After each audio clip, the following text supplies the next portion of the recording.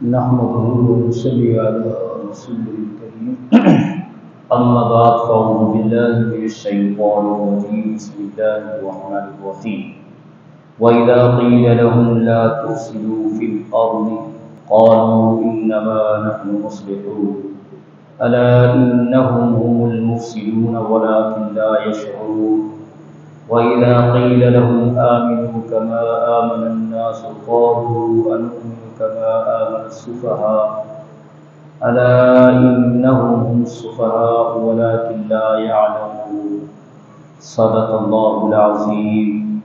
ایک مرتبہ درود شریف پڑھیے، اللهم صل علی سیدنا و مولانا محمد مبارک وسلم۔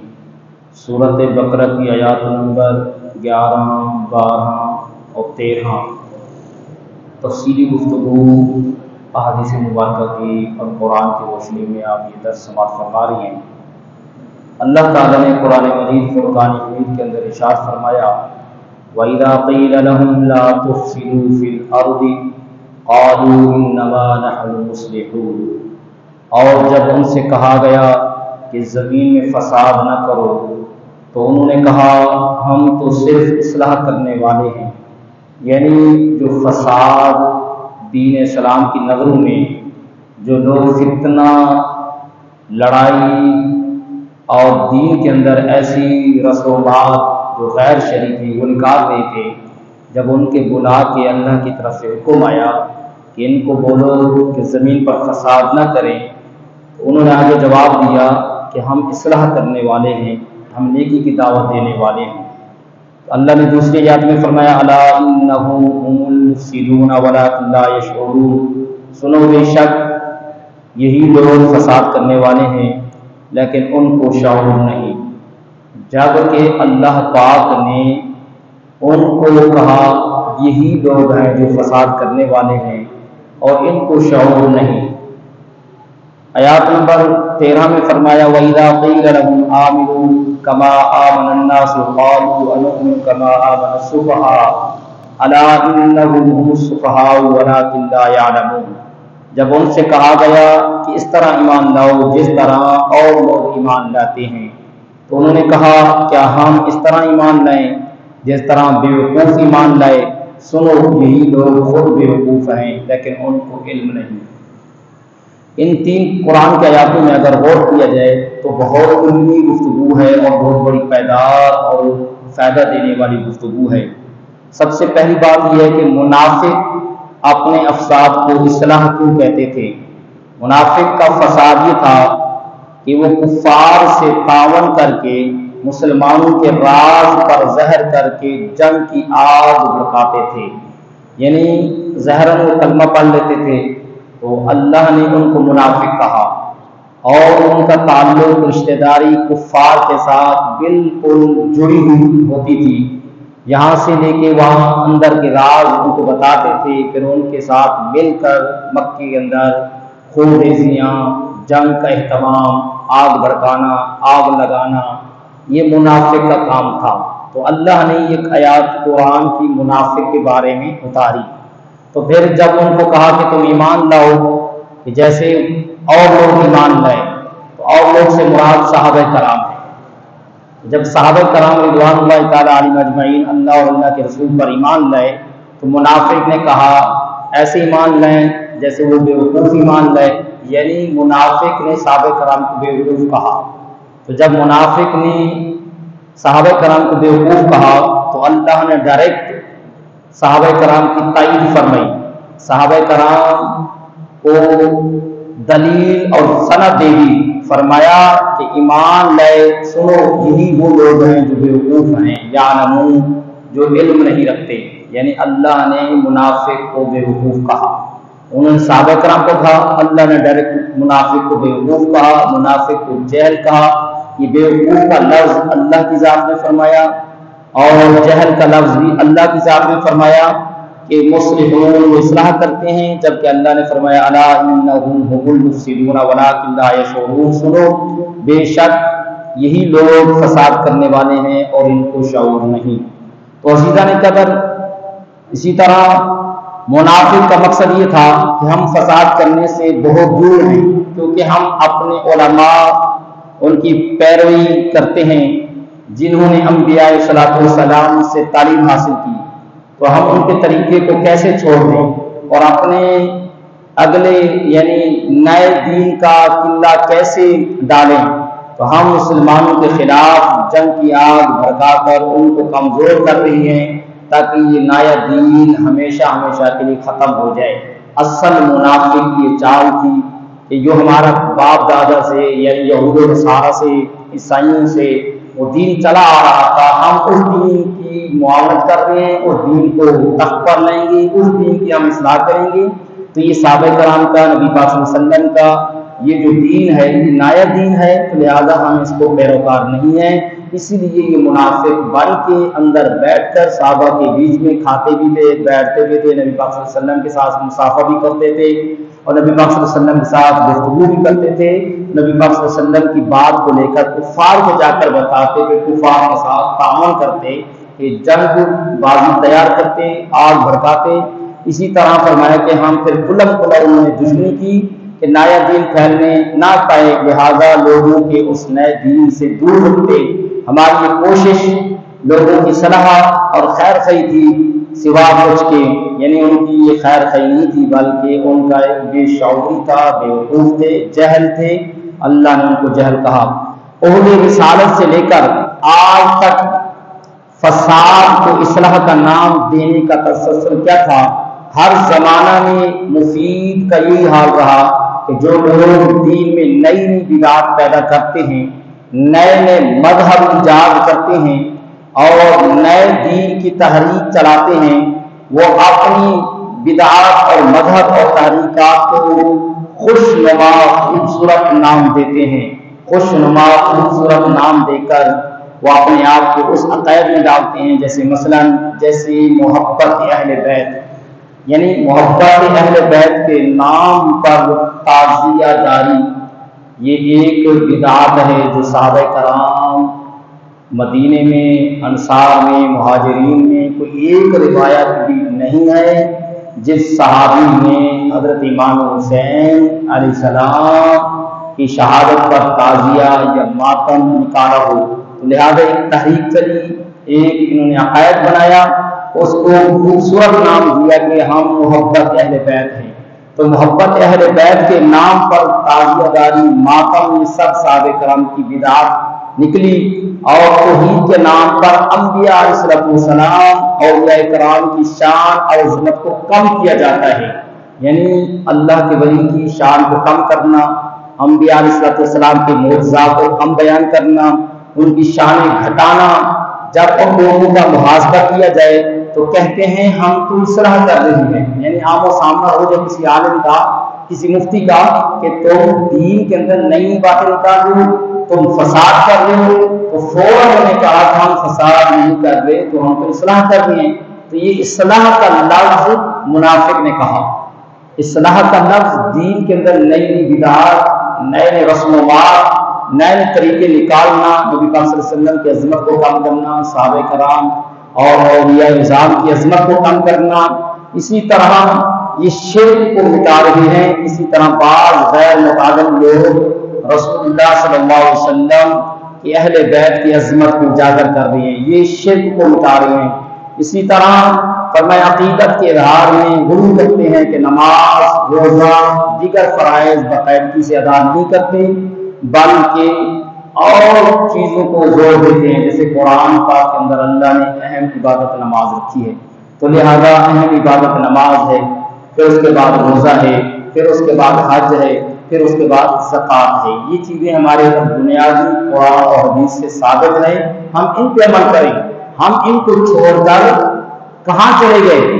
دوسرے بازار میں، دوسری مارکیٹ میں، دوسرے رستوں میں چلے گئے۔ نماز کا ہمارے اندر نام نہیں، قرآن ہمارے اندر نہیں، دین کی باتیں ہمارے اندر نہیں، اسلام کی گفتگو ہمارے اندر نہیں، نماز کا طریقہ ہمارے اندر نہیں، یہ ساری چیزیں دوسرے طریقے میں چلی گئی۔ اسی طرح فرماتے ہیں کہ انہیں ادا کرتے ہیں عید میلاد کے جلوس کو باقاعدہ میلوں کی اور کھیلوں کی شکل میں نکال دیتے ہیں، یعنی میلاد آیا تو ہم نے اس کے اندر کئی رسومات نکال دی، اور اس میں فرمایا کہ میلے کی شکل میں، ٹھیلوں کی شکل میں، کوئی کیسے جا رہا ہے گھوڑ بنا کے، کوئی کس طرح جا رہا ہے، کس طرح جا رہا ہے. تو فرماتے اسی طرح لکھتے ہیں کہ ہم سب جلوس ایسے نہیں نکالتے تھے.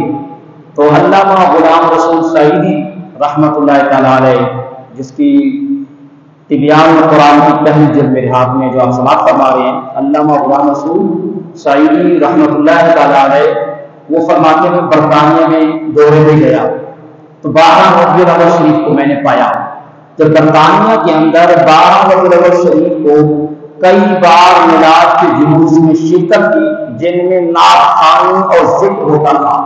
یعنی نعتیں پڑھی جاتی تھی، ذکر مصطفیٰ ہوتا تھا اور ذکر رسول ہوتا تھا، کوئی غیر شرعی بات نہیں ہوتی تھی. اسی طرح فرماتے ہیں میں ان کے ساتھ ساتھ چلا، صبح سے جلوس نکلتا تھا، ظہر سے پہلے ختم ہو جاتا تھا تاکہ کوئی بیچ میں نماز کا وقت ضائع نہ ہو. ہم جلوس نکالتے جا رہے ہیں، نماز ہو رہی ہے، اذان ہو رہی ہے، ہمارا وہ سفر جلوس میں جا رہا ہے، ہمارا وہ وقت جلوس میں نکالا جا رہا ہے. لیکن ایسا نہیں تھا، صبح سے ظہر سے پہلے وہ جلوس ختم. فرماتے ہیں پھر تمام شعراء جلوس با جماعت نماز ظہر پڑھتے، یعنی جتنے بھی ہوتے بچے بوڑھے بزرگ سب با جماعت نماز ظہر پڑھتے.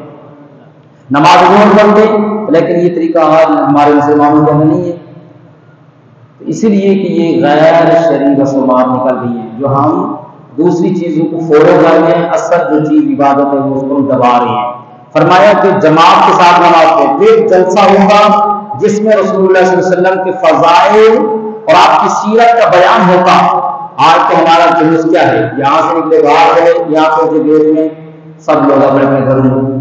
فرمایا اسی طرح ایک جلوس ہوتا تھا، اس کے اندر نعرہ، قرآن پاک کی تلاوت، ذکر و اذکار، باوضو ہو کے، خوشبو لگا کے، آنکھوں کو جھکا کے ذکر کرتے ہو جائیں، پھر آ کے بعد جماعت نماز پڑھیں، پھر نماز کے بعد نبی پاک صلی اللہ علیہ وسلم کے فضائل بیان کریں. فرمایا یہ چیز میں نے برطانیہ میں دیکھی. پھر نبی پاک صلی اللہ علیہ وسلم کی فضیلت کے جلسے ہو رہے ہیں، نبی پاک صلی اللہ علیہ وسلم کی معجزات بیان کیے جا رہے ہیں، سیرت کا بیان ہوتا ہے. اثر سے پہلے وہ جلسہ سیرت کا ختم ہو جاتا تھا. آپ سب شرکاء جلسہ اثر کی نماز با جماعت ادا کرتے ہیں، یعنی وہ بھی جماعت کے ساتھ، کوئی اٹھ کے جانے والا نہیں، کوئی اس کو چھوڑنے والا نہیں. یعنی اگر جلوس بھی ہوتا تھا نماز کا بھی اہتمام ہوتا تھا. تو آج یقیناً ہم جو عمل سے یعنی اعمال سے آگے چلے گئے، عمل سے پیچھے چلے گئے، یعنی دکھاوا ہمارے اندر بہت زیادہ ہو گیا ہے لیکن عمل نہیں ہے. اسی طرح فرمایا کہ تمام نماز جماعت ادا کرتے، کاش پاکستان کے شہروں میں ایسا ہوتا. اسی طرح غیر مقرر شاعر نبی پاک صلی اللہ علیہ وسلم کے کمالات کا تعارف سے بڑھا کر بیان کرتے ہیں. جب رسول اللہ صلی اللہ علیہ وسلم نے اسی طرح حضرت قتادہ بن نعمان ایک صحابی رسول ہے، تو ایک غزوہ کے اندر ظالم نے تیر مارا، تو جب تیر مارا تو آنکھ کا ڈیلا تیر سے نکل آیا. اس کا نام کیا تھا؟ حضرت قتادہ بن نعمان. یہ نکلی ہوئی آنکھ کو دوبارہ لگا دیا اور آپ کے دست اقدس کی دولت سے اس سے زیادہ نظر آنے لگا. تو اس میں یہ ایک نقطہ اور بات بڑھا دی، یعنی جو اللہ کی بنائی ہوئی آنکھ تھی اس میں نظر کم تھی، اور جس میں رسول اللہ صلی اللہ علیہ وسلم نے اپنا معاوض دھن اور اپنے ہاتھ سے آنکھ کا ڈیلا حضرت قتادہ کے آنکھ میں رکھا، اس کی نظر اس سے بھی تیز ہو گئی، اب اعتراض کرنے والے یہ کہا کہ یار یہاں تو نبی پاک صلی اللہ علیہ وسلم کی شان رب سے بڑھ گئی، یعنی رب کی بنائی ہوئی چیز میں کمی ہوئی، نبی پاک صلی اللہ علیہ وسلم کی بنائی ہوئی چیز میں زیادتی ہوئی. تو یعنی اس طرح سے بڑا چڑھا کے بیچ میں خرافات نکالنا، غیر چیزیں نکالنا، لیکن اصل وجہ کیا تھی؟ فرمایا کہ آنکھ کو نظر آنے لگا، لیکن اس میں نقطہ یہ تھا کہ خدا کی دی ہوئی آنکھ سے اتنا نظر نہیں آتا تھا جتنا مصطفیٰ کی دی ہوئی آنکھ سے نظر آتا تھا. حالانکہ دونوں آنکھیں خدا کی دی ہوئی ہیں، دونوں آنکھیں اللہ کی بنائی ہوئی تھی، دونوں میں نور اللہ کا تھا.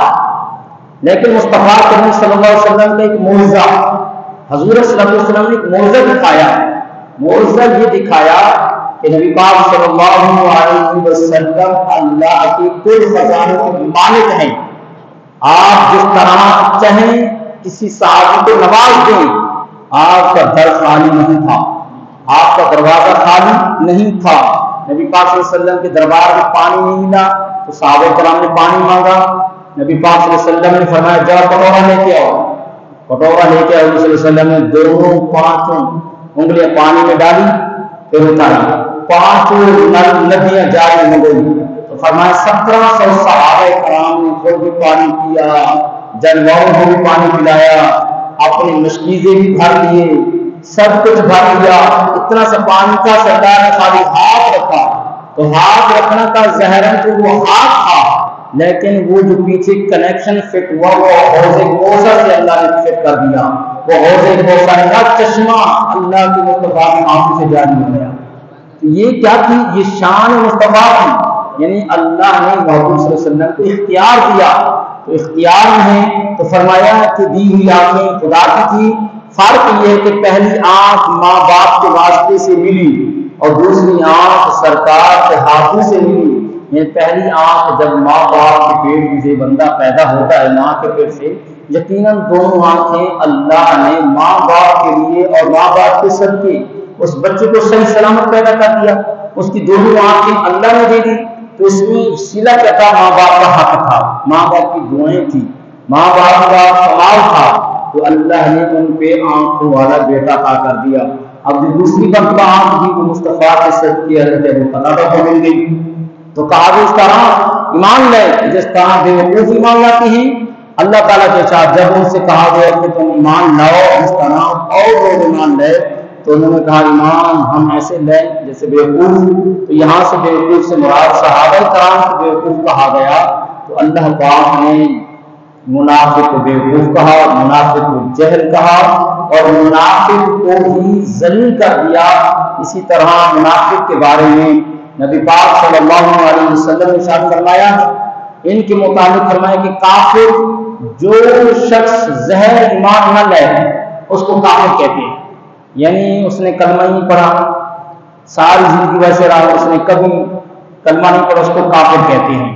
اچھا منافق جو شخص بظاہر ایمان لے اور حقیقت میں وہ کافر ہو، یعنی لوگوں کو دکھانے کے لیے کلمہ پڑھ لے لیکن دل سے کلمہ نہ پڑھے، لوگوں کو دکھانے کے لیے کلمہ پڑھ لے، اس کو کہتے ہیں منافق. اور دل سے اس کی منافقت، دل سے اس کا بغض، دل سے اس کا اناد یہ ثابت تھا. فرمایا کہ وہ حقیقت میں کافر ہے. مرتد جو شخص اسلام لانے کے بعد اسلام سے رجوع کر کے کفر کو قبول کر لے اس کو مشرک کہتے ہیں.